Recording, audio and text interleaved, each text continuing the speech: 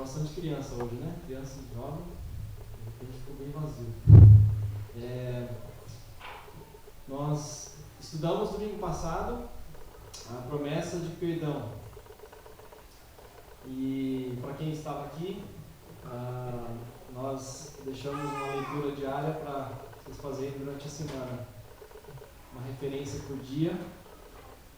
E como eu tinha combinado, sempre vou deixar no início de toda a aula uns minutinhos para vocês compartilharem alguma coisa dessa leitura, alguma coisa que te chamou a atenção,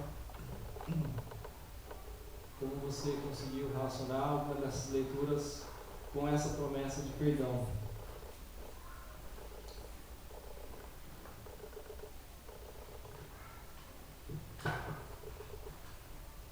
Eu gostei de todas as leituras, foram muito boas, mas a de sexta-feira é que mais me chamou a atenção, porque Efésios 5, 3, 21 fala das características de como podemos andar na luz. Como andar na luz e como é quando estamos andando nas trevas, fora da comunhão com o Senhor. Aquele me chamou muita atenção. Referência de Efésios. Efésios 5, 3 a 21. Eu achei tão objetivo, toda a lista assim, como andar na luz, o que é andar na luz, as consequências e de andar nas trevas, está bem claro lá, fora de comunhão, como que a gente age, né?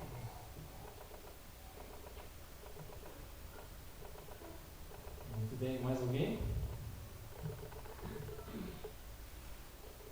Eu gostei mais de outro de João 8, que fala sobre eu sou a luz do mundo, quem me segue nunca andará em trevas, mas terá a luz da vida. Isso me tocou bastante, achei bem especial. Nunca mais, né? As pessoas que receberam a luz da vida nunca mais andarão em trevas. Por mais que às vezes a nossa vida diária, né, e a nossa comunhão com Deus não reflita sempre essa luz, mas a nossa posição diante de Deus, nós estamos na luz. E lógico, a nossa comunhão fica quebrada, e aí precisamos confessar os nossos pecados, e nós então somos perdoados e purificados. Mas nós falamos no domingo passado sobre a diferença dos pecados que nós confessamos e de 1 João 1,7 do pecado, né, no singular. E nós fomos libertos do pecado, da nossa natureza, da nossa velha natureza pecaminosa. Jesus nos livrou do pecado e por isso agora nós devemos andar, viver na luz. Se todavia pecarmos, diz capítulo 2 de 1 João, temos um advogado junto ao Pai. É só uma correção, a gente não foi liberto da nossa natureza pecaminosa, a gente foi liberto da escravidão que a gente tinha. A natureza continua. A natureza continua, mas nós recebemos uma nova natureza. E se todavia nós pecarmos, depois de termos sido libertos dessa natureza, que acontece, nós temos um advogado, Jesus Cristo, que nos defende, que nos justifica dos nossos pecados. Nós somos justificados e Ele constantemente está intercedendo por nós, nos representando perante Deus, dizendo: olha, a Kelly já foi purificada, já aceitou, ela é uma pessoa justa, uma pessoa pura, uma pessoa que não pode ser condenada pelos pecados dela. Hoje nós vamos ver uma outra promessa, que é uma promessa de ver Deus. Existe uma promessa de que nós veremos a Deus. E talvez uma coisa que muita gente deseja e almeja, que é de ver Deus, de conhecer Deus, né? E nós temos uma promessa de que isso é possível. Quando tem uma pessoa muito importante, ou uma pessoa que a gente ama muito, a gente quer ver essa pessoa, né? A A gente quer estar com essa pessoa. E os namorados brigam, os namorados sentem ciúmes quando um ou outro não dá atenção para ela, quando não dá tempo suficiente para estar com ela, e aí começam a brigar, começam a cobrar. E isso é normal, porque a gente ama aquela pessoa, quer estar com ela, quer ver ela. E por mais que hoje nós podemos ver a Deus com nossos olhos na fé, existe um dia, um momento, um tempo certo onde nós podemos ver a Deus com nossos próprios olhos. E então nós vamos ver esse versículo de Mateus 5 e capítulo 5, versículo 8. Dentro do contexto ali, o Sermão do Monte, Jesus nesse versículo diz: feliz as pessoas que têm o coração puro, porque elas verão a Deus. Feliz as pessoas que têm o coração puro, porque elas verão a Deus.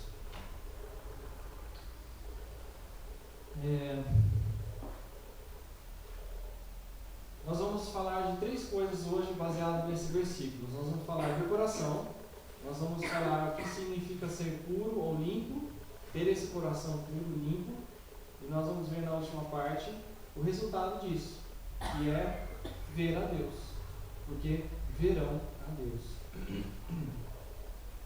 Então nós vamos primeiro falar sobre o coração. Qual que é o sentido bíblico do coração? O coração, ele é tido como o centro da nossa personalidade. Não indica somente aonde ficam os nossos afetos e as nossas emoções. Na palavra de Deus, o coração inclui também a emoção, a vontade. Então envolve tudo, a mente, as nossas emoções, as nossas vontades, o nosso entendimento, envolve todo o nosso ser. Quando a palavra de Deus fala coração, ela está se referindo a todo, o nosso todo. Mente, alma, coração, emoção, vontade. Fala do homem na sua totalidade. Jesus está falando que a pureza, ela deve penetrar em todos os corredores da nossa vida. Quando fala assim, os puros de coração, ou seja, o nosso homem como um todo, os nossos pensamentos, emoções, motivações, desejos, vontades. O versículo o primeiro mandamento: amarás o Senhor teu Deus, de que forma? De todo o teu coração, de toda a tua alma, de todo o teu entendimento. Deve ser por completo. E nós vamos ver que um coração dividido, um coração que tem 2 senhores, por exemplo, Jesus falou, ninguém pode servir a dois senhores, quando ele estava falando sobre a riqueza, né? E você não pode amar a riqueza e dizer que ama a Deus também. Você não pode ter 2 amores. Nenhum namorado, nenhum marido, nenhuma mulher gosta de dividir o seu amor com alguém. Ninguém aceita isso, né? Se a Melissa souber que tem outra pessoa na minha vida, ela vai ficar indignada, ela vai ficar muito aborrecida. E todos nós que dividimos a nossa atenção com outra pessoa vai causar problema, vai causar confusão. E com Deus não é diferente. Ele quer de nós a nossa atenção total, a nossa exclusividade total. Ele nos quer por completo.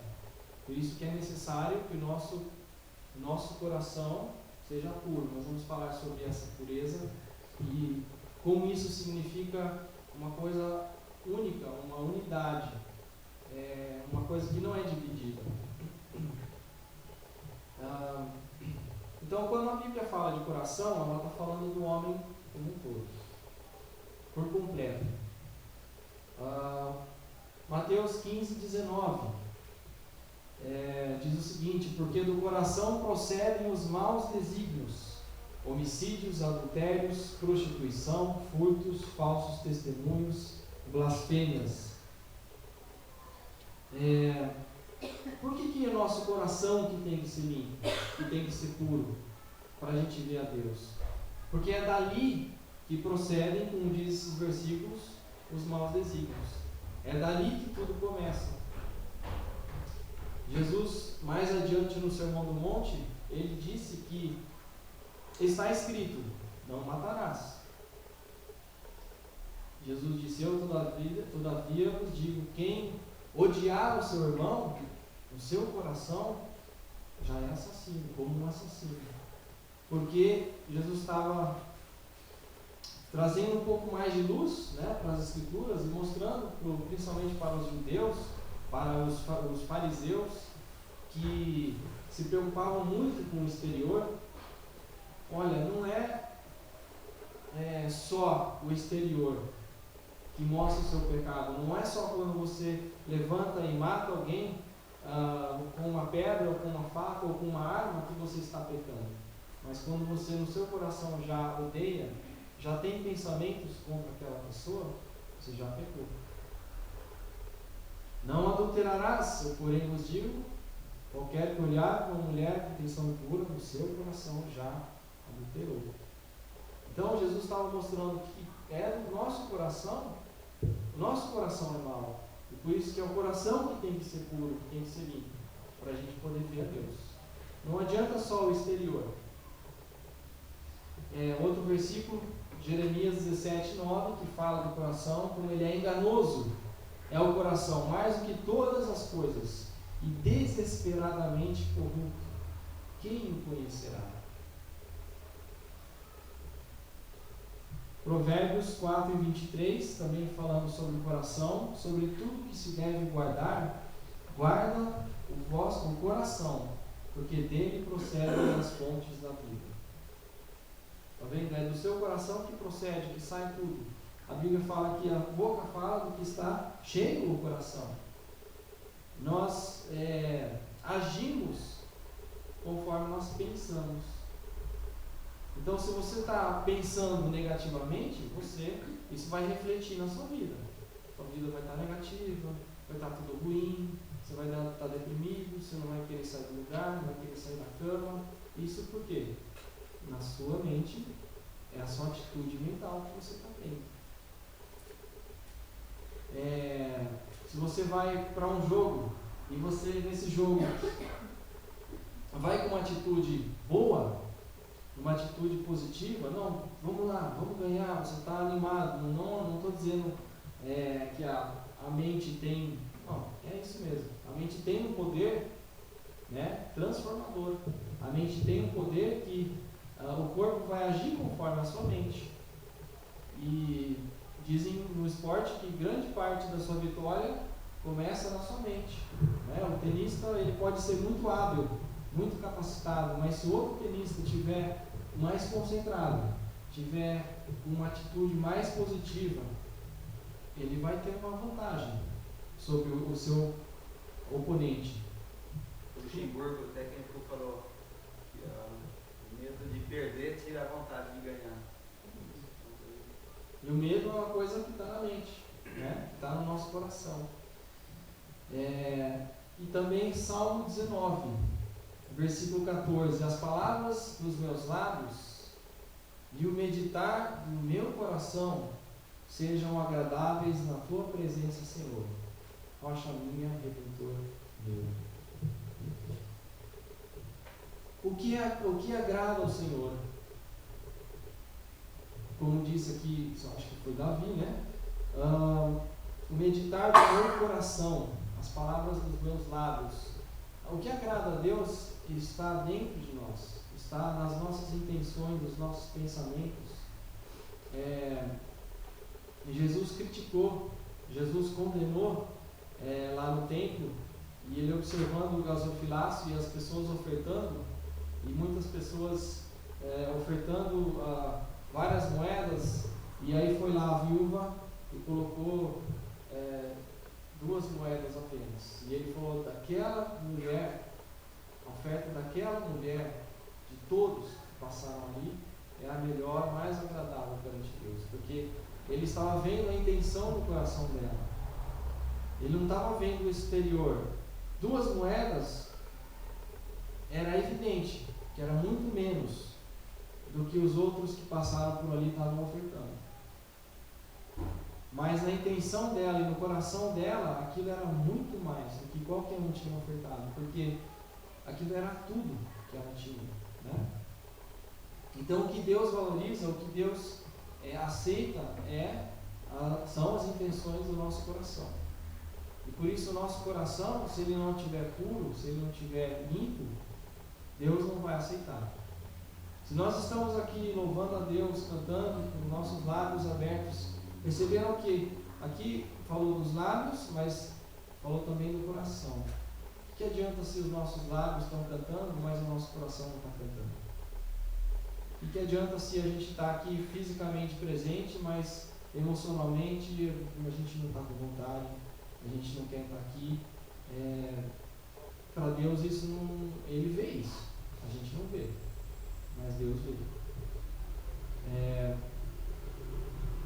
Deus, ele não vê a aparência, ele vê o coração, ele vê as nossas intenções. Por isso, quando nós vamos ofertar, o Novo Testamento enfatiza muito, não a quantidade da oferta, não fala se é 10%, né, se é 5%, ou 20% ou 30%, mas fala com que intenção.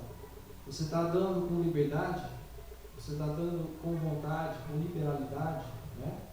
Porque é isso que importa para Deus. Ele vê as intenções do nosso coração. Isaías 57:15 diz: porque assim diz o alto, o sublime, que habita a eternidade, o qual tem o nome de santo.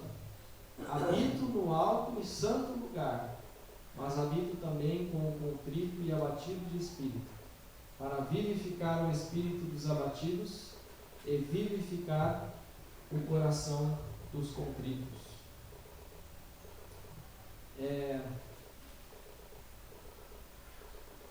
O nosso coração, a gente não consegue mudar, a gente não consegue transformar ele. Essa mudança, essa purificação, essa limpeza que o versículo fala, os limpos de coração, nós só vamos alcançar isso, conseguir fazer isso, se Deus fizer isso. Não é uma ação nossa, é uma ação de Deus. Um outro versículo, Efésios 3:16, para que segundo a riqueza da sua glória vos conceda que sejais fortalecidos com poder, mediante o seu Espírito, aonde? No homem interior. E assim habite ricamente, e assim habite Cristo no vosso coração pela fé, estando vós arraigados e alicerçados em amor. Por que essa mudança, essa limpeza, essa purificação tem que ser no coração, tem que ser interior? Porque é lá que Deus age, é lá que Deus habita, né? O coração é o lugar da morada de Deus. Deus habita no nosso coração.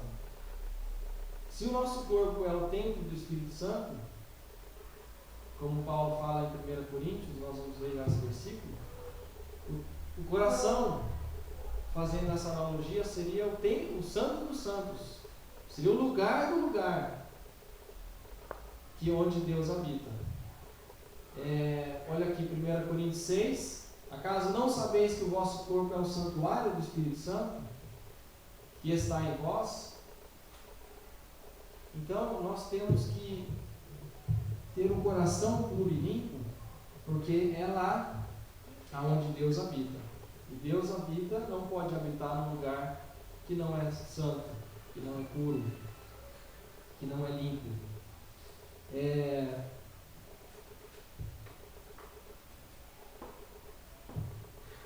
Jesus condenou os fariseus, né? Chamou eles de hipócritas, raça de víboras, Eles eram como um sepulcro caiado, que por fora o sepulcro é bonito, né? Conservado, mas por dentro cheio de ossos, cheio de podridão, cheio de morte. Alguns sinais de um coração puro. O coração puro faz as coisas com sinceridade.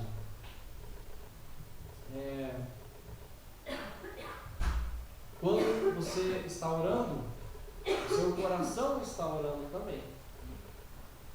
É possível a gente estar orando por fora.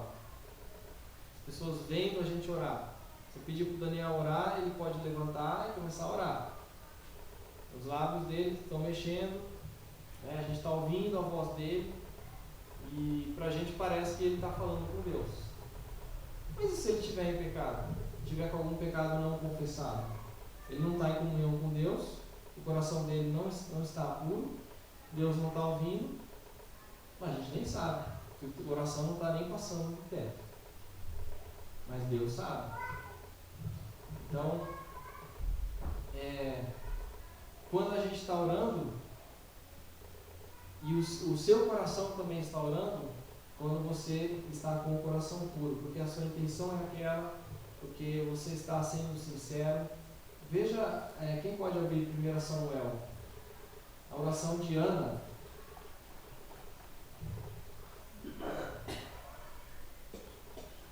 1 Samuel, quem achar o versículo 13 do capítulo 1. Ana sua palavra no coração, os seus lábios se moviam, mas não se ouvia sua voz. Eli a teve por embriagada.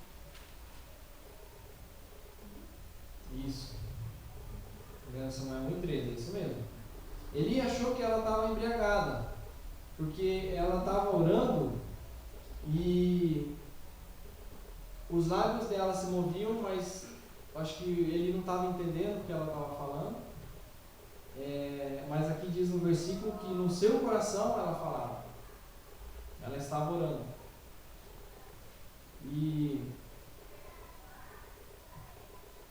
qualquer hora do dia você pode orar. Você não precisa levantar, fechar os olhos, falar audivelmente. Você pode estar dirigindo, você pode estar orando.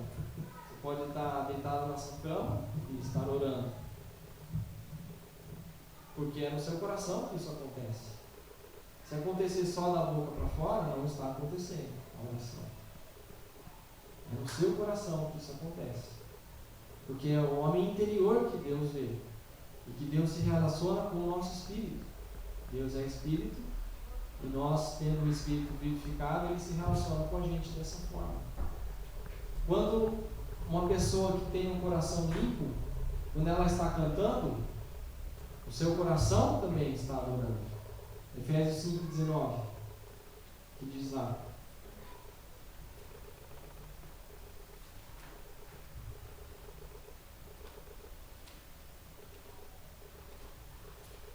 falando entre vós com salmos, entoando, louvando de coração ao Senhor, com hinos e cânticos espirituais. Viu aí? Está inserido, está incerto, está inserido, incerto não, destacado no versículo, louvando de coração ao Senhor. É possível a gente louvar da boca para fora e não está sinceramente adorando, louvando a Deus. Um coração que é limpo, que é puro, é um coração que não é dividido. Daqui a pouco vamos falar sobre o que é puro, o que é limpo. E é justamente isso, ele não é dividido, ele é único. Oséias, quem achar pode ler Oséias, capítulo 10, versículo 2.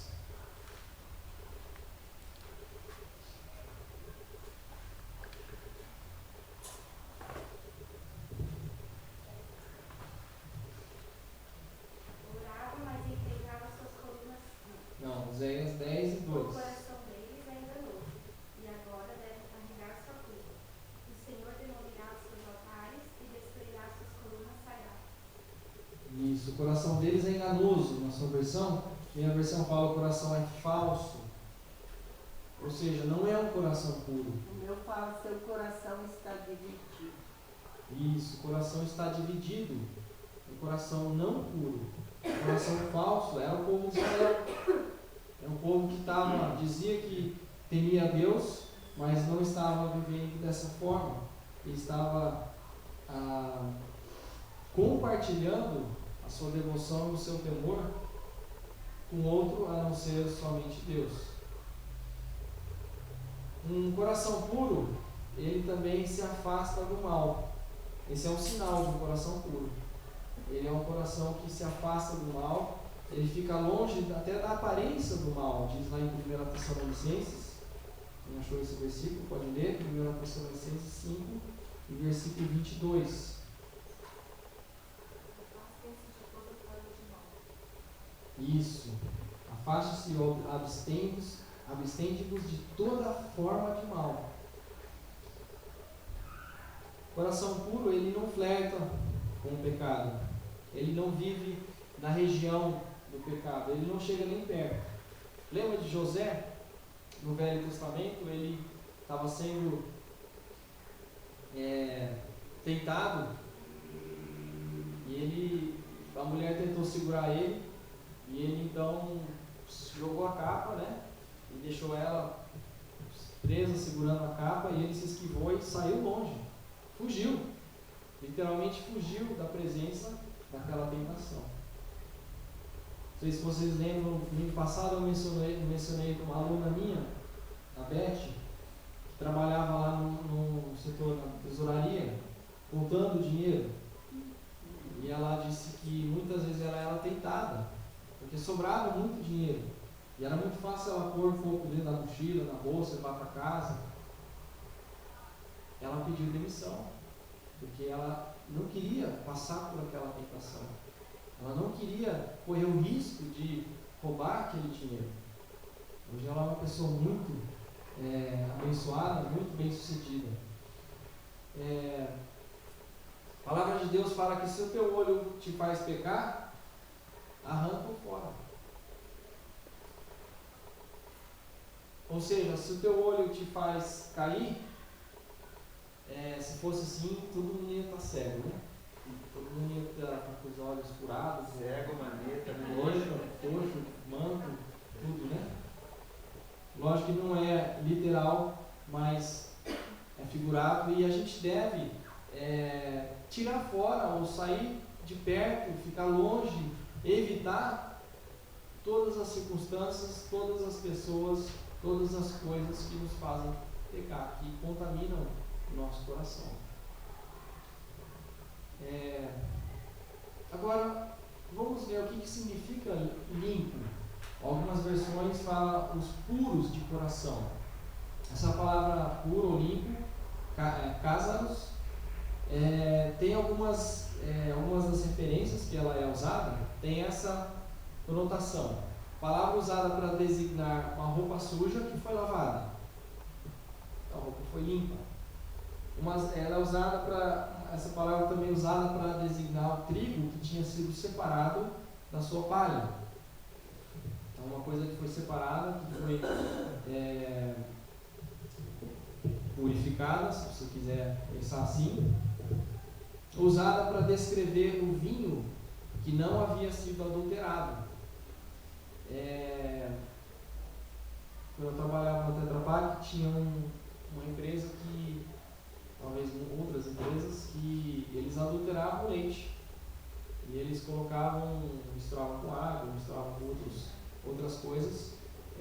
Assim como o azeite, às vezes você vai num restaurante, você acha que está tomando azeite ali, né, na sua comida, e é um azeite batizado. Tem óleo de soja junto, você nem sabe. Isso não é uma coisa pura. Isso não é uma coisa limpa. É uma coisa que está dividida. Essa palavra é usada também para descrever o ouro sem impurezas. Um ouro que é puro. Né? Ou seja, puro ou limpo significa algo que é destituído de hipocrisia. Não tem hipocrisia. É uma devoção não dividida.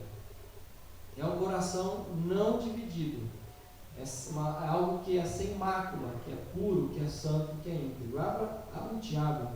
Tem um versículo interessante aqui. Tiago capítulo 1.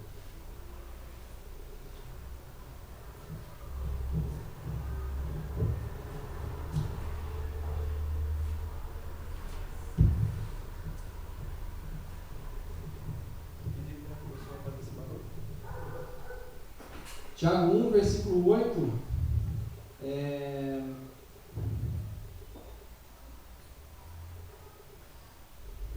diz assim,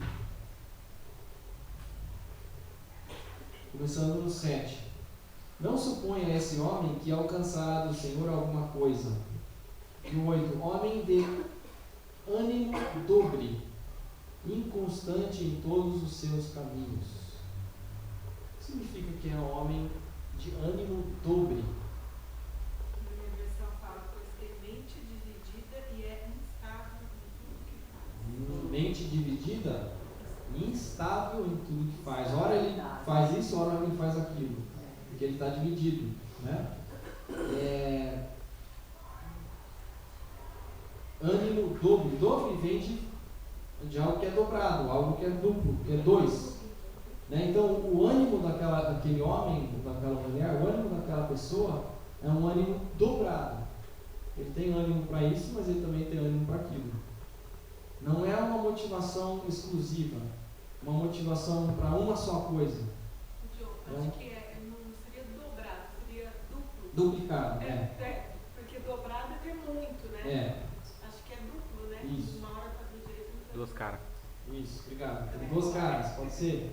Ele não é dobrado. Dobrado seria legal, né? O cara que é super motivado 2 vezes mais do que os outros. Não, mas ele é dividido. Ele tem 2 caras, ele tem 2 intenções. A minha fala vacilante. Vacilante. Vacila, né? Vacila. Não é Uhum. assertivo. Muito bem, então isso significa puro, limpo de coração. Vejamos alguns versículos. Hebreus 12 e 14.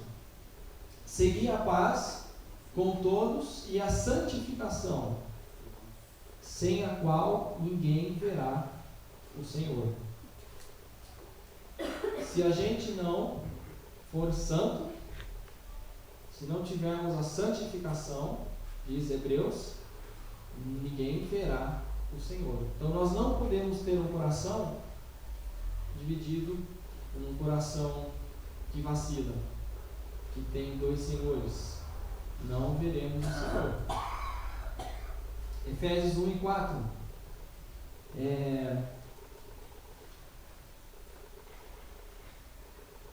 Por que nós temos que ter um coração puro?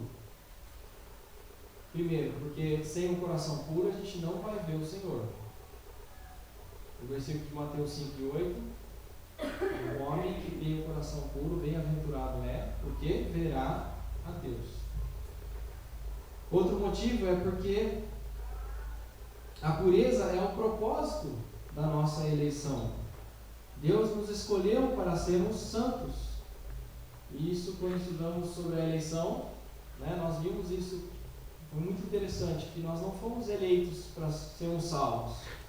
Nós fomos eleitos para sermos santos. Deus nos elegeu para a santidade. Diz Efésios 1 e 4, Ele nos escolheu nele antes da fundação do mundo para quê? Para sermos santos e irrepreensíveis perante Ele em amor. 1 Pedro 1,16: Sede santos, por quê? Porque eu sou santo.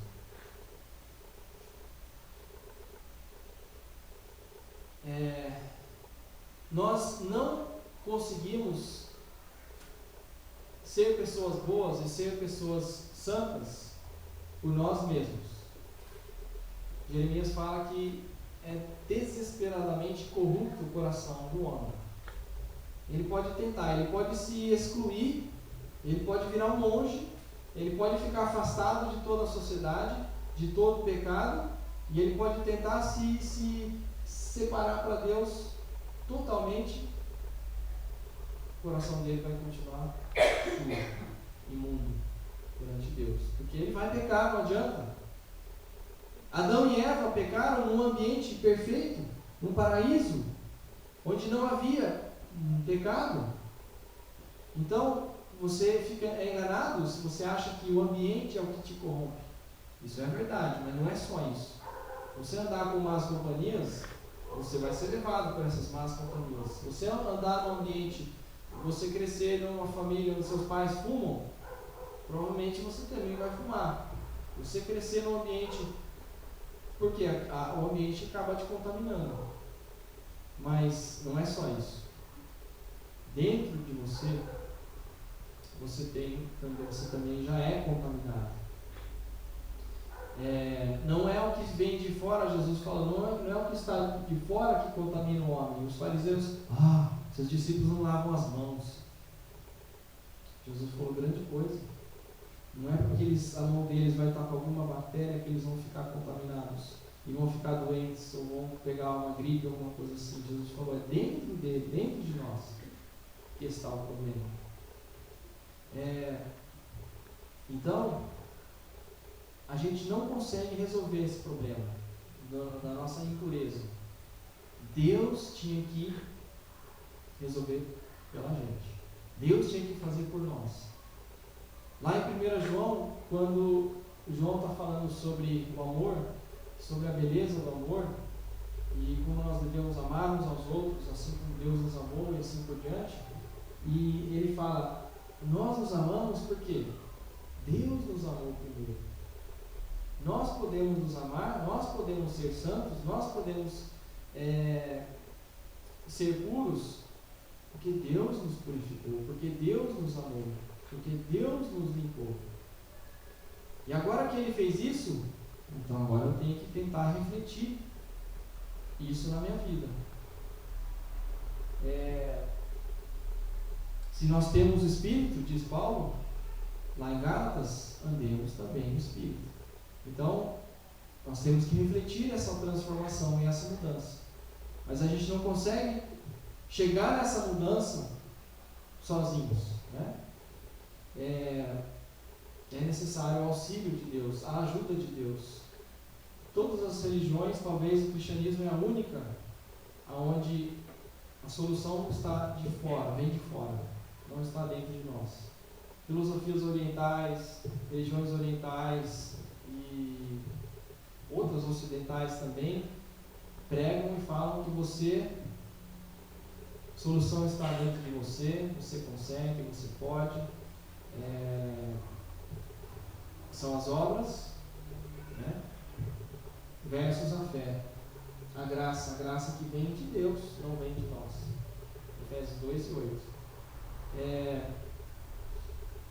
E para a gente aceitar isso, a gente tem que se humilhar, a gente tem que entender, olha, eu sou incapaz, eu não posso, eu preciso de Deus.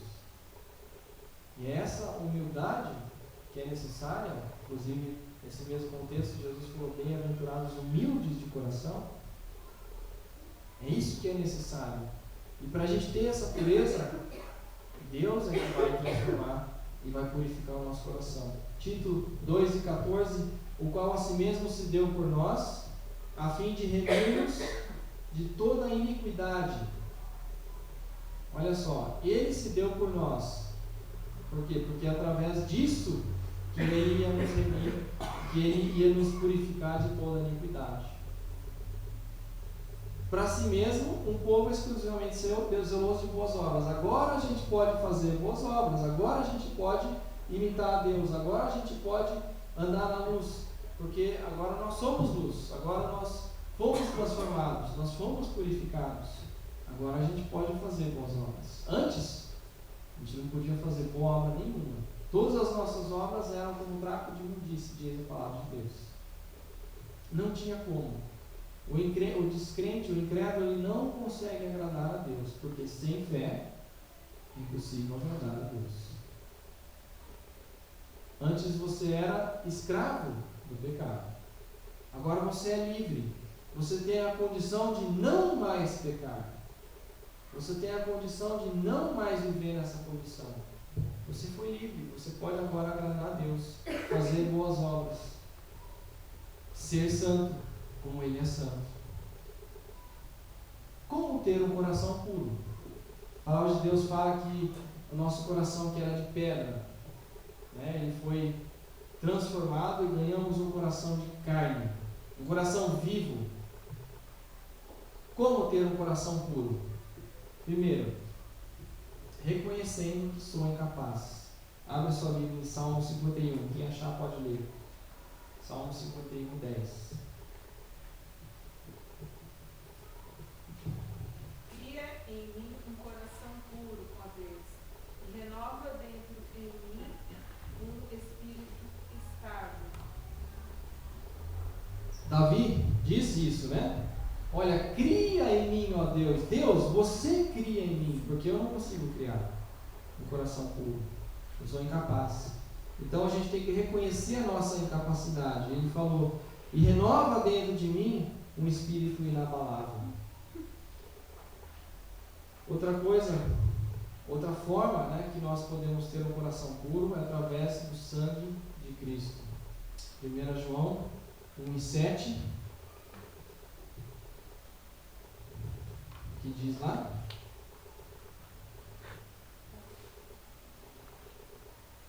Se porém andarmos na luz, como Ele está na luz, temos comunhão uns com os outros, e o sangue de Jesus, seu Filho, nos purifica de todo pecado.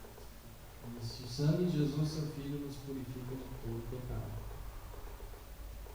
Não há nenhum outro tipo de sangue, nem de bode, nem de nenhum outro animal, Hebreus fala, a não ser o sangue precioso de Jesus, que é capaz de nos purificar dos nossos pecados. Oi? O ponto 1, reconhecendo que sou capaz, eu acho que é um dos principais impedimentos para as pessoas poderem aceitar, porque a gente vive numa sociedade, nós somos ensinados a ser autossuficientes. A gente não precisa de ninguém, a gente tem que, por nós mesmos, ter força para buscar alguma coisa. E isso é o que mais acho que impede a pessoa a reconhecer que é só Cristo, né?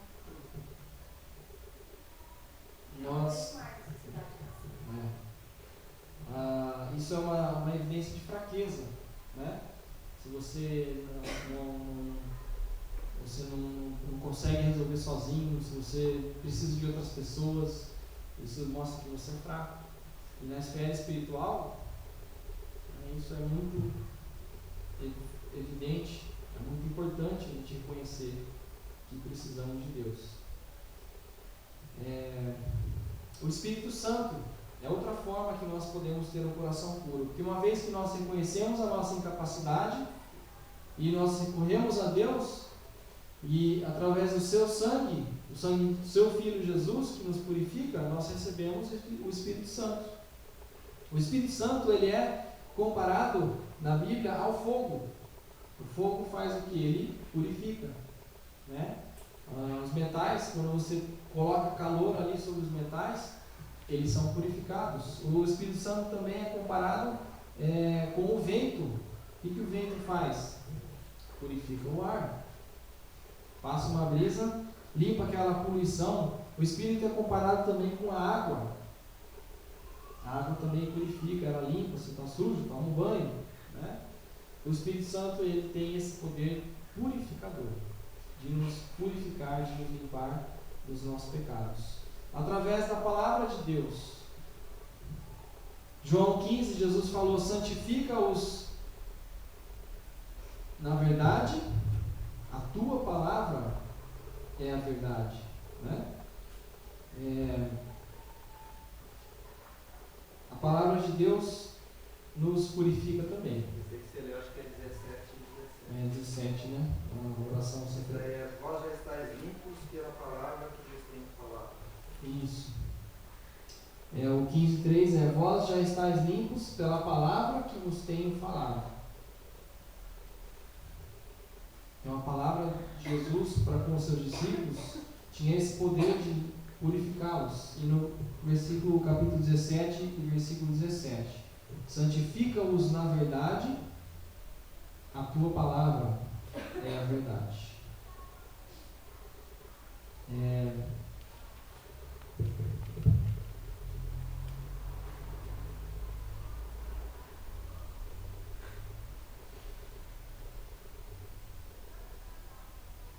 Outro versículo, 1 Timóteo 4 e 5, porque pela palavra de Deus e pela oração é santificado. E, por último, o arrependimento. É necessário também o arrependimento.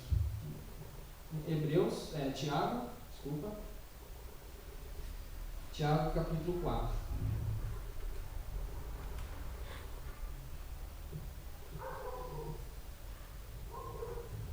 Pedro, quando negou a Cristo 3 vezes, depois que o galo cantou, 3 vezes ele negou a Cristo, depois ele chorou muito de arrependimento. Maria Madalena lavou os pés de Jesus com suas lágrimas de arrependimento. Tiago aqui, capítulo 4, versículo 8, fala, acima de tudo, porém, foi errado. Achegai-vos a Deus, acho que é assim que começa, né? Chegai-vos a Deus e Ele se chegará a vós outros. Purificai as mãos, pecadores, vós que sois de ânimo dobre, limpai o coração. Davi falou, Deus, transforma o meu coração. Mas aqui Tiago está falando, purificai as mãos, pecadores. Parece que aqui tem um sentido de algo que nós temos que fazer. E é verdade, né? Chegai-vos a Deus e Ele se chegará a vós. Então, ao mesmo tempo que é Deus quem faz em nós essa transformação, é Deus quem nos purifica, quem nos salva, tem também um sentido, uma porção da nossa responsabilidade.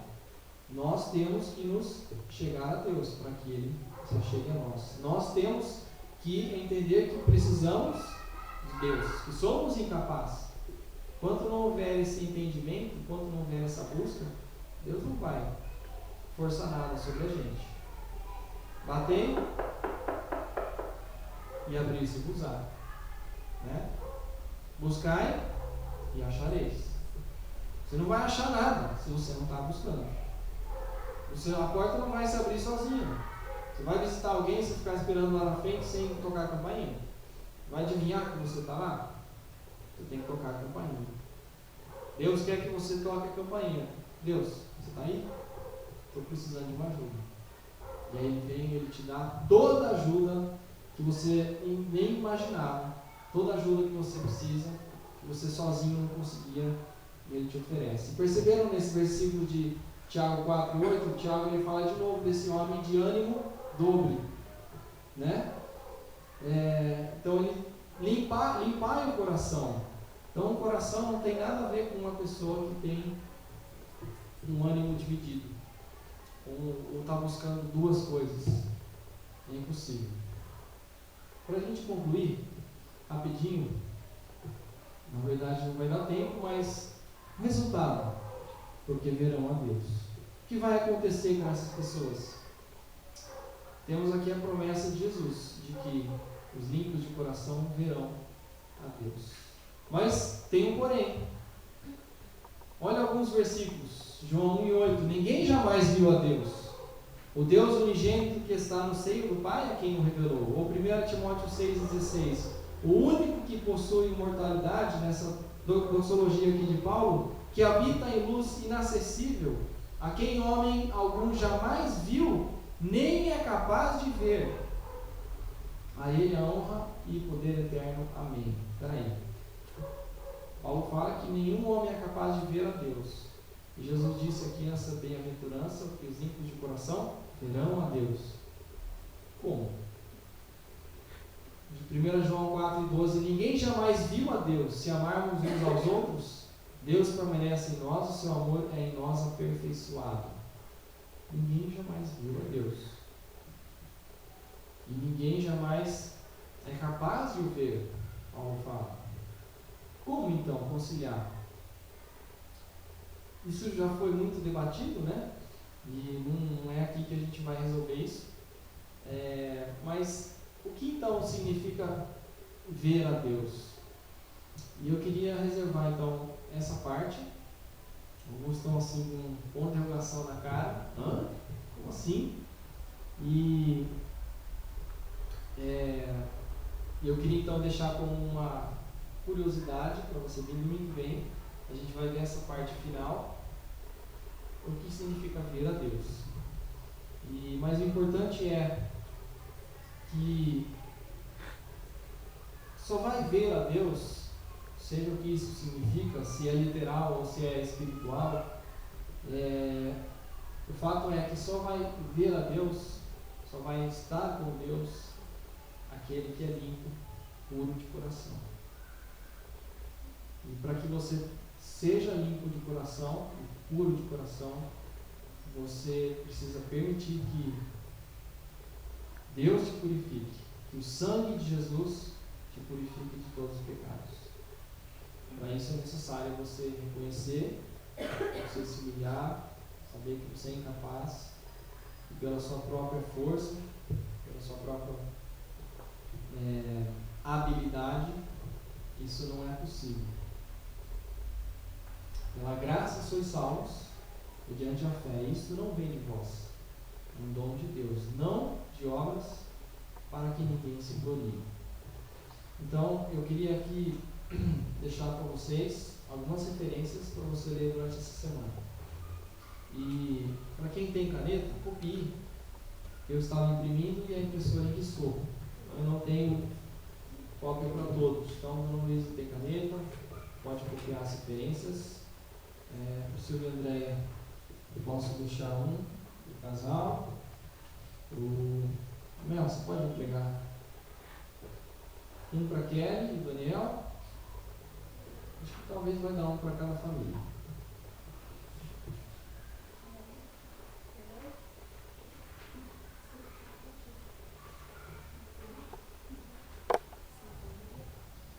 Hoje à noite, meu pai está escalado para o estudo, mas ele está doente, né? Ele está de cama, por isso não está aqui hoje, então eu vou substituí-lo. Então, quem sabe a gente pode concluir essa parte hoje à noite. Na verdade, eu tinha preparado outra coisa, mas vamos ver como é que vai ficar.